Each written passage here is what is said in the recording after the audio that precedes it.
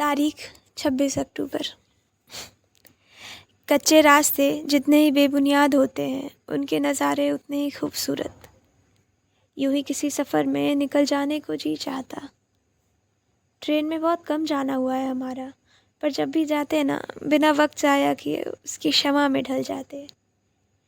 मीठी सर्दी, एक गुलाबी रात जिसमें हल्की रोशनी में ट्रेन की खिड़की से पूरा शहर दिखता।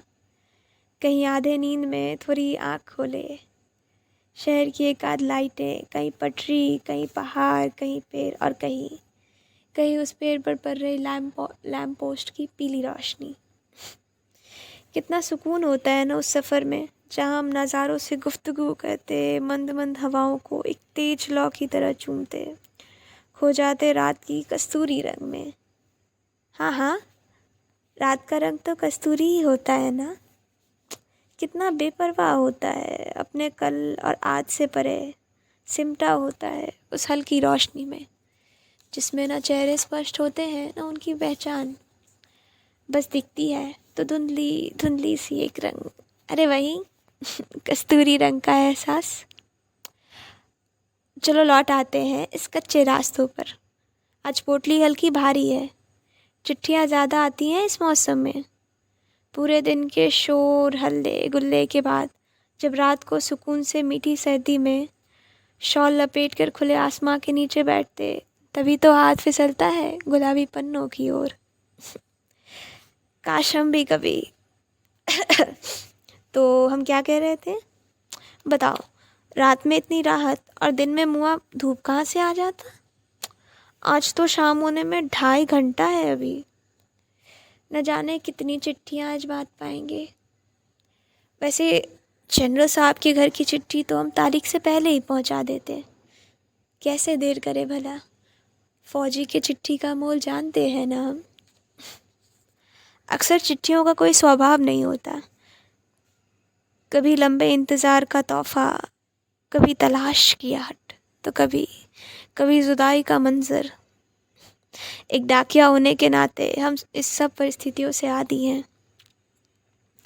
आधी चिट्ठियाँ हल्की करके कुछ धुंधलाई शाम में हम जनरल साहब के घर पहुँचे। ढलती शाम का एक ऐसा पल जो दिन रात सारे फ़र्क से परे है, दूर क्षितिज पे एक मिलन का साक्षी बनता है। फाटक पे साइकिल रख के हम अपनी पोटली टटोलते हुए दरवाजे पे पहुँचे। 18 साल हो गए थे जनरल साहब को ड्यूटी ज्वाइन किए।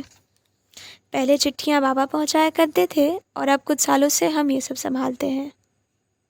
सुना है एक सौतेला लड़का है और एक लड़की है इनकी।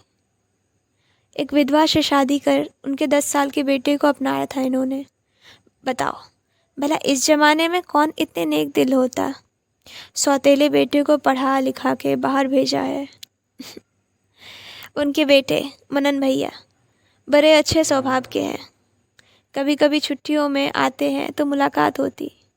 बड़े अपनेपन से अपने घर में बिठा लेते, समाचार हाल समाचार पूछते, चाय पिलाते। हम डाकियों को इतने आराम से बैठने की फुर्सत कहाँ होती जनाब। ना कभी लोग आग्रह करते। उनकी बेटी नन्ही बिल्कुल अपने नाम जैसी है, नन्ही सी शरारती सी छवि। यही छवि तो है उसकी मेरे मन में। उसकी खिड़की बारी के पेड़ से छिप जाती, फाटक से कुछ सही से दिख नहीं पाता, पर अक्सर सुना है उसका हंसना, रीझना, फरमाइशें करना। उसकी एक झलक देखने को ही तो हम तारीख से पहले आ जाते यहाँ। आज भी तो इतनी जल्दबाजी में क्यों आए हैं भला। जनरल साहब की पत्नी को चिट्ठी थमाते हुए हम निकल ही रहे थे कि उन्होंने पानी का पूछ लिया। रुकने का ये बहाना भी अच्छा था। आज तो नन्ही की एक झलक देख ही लेंगे हम। दलान से दाईं ओर बारी की तिरछी तरफ उसकी खिड़की का एक पट खुलता है।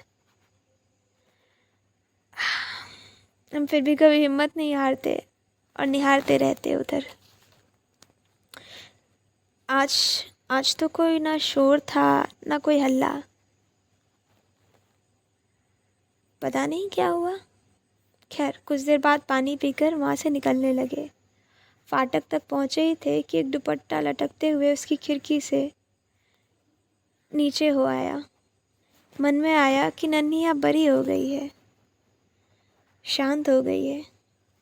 खिड़की से अड़क कर यूँ खामोश बैठना, ये शायद शायद किसी को खत लिख रही हो या कोई डायरी। इस पल को उसकी छवि और स्पष्ट हो गई। अब शायद चेहरा देख भी ले तो ये उतनी खूबसूरत नहीं होगी जितनी उसकी मेरी कल्पना में है। साइकिल की हैंडल पकड़ी और मुस्कुराते हुए निकल गए, एक शायरी गुनगुनाते। मैंने देखा नहीं है उसका चेहरा, रंग कस्तूरी था उसकी चूनर का। सोचता रहा एक लिफाफा छोड़ जाऊं, शायद शायद कभी पन्ना गुलाबी हो जाए।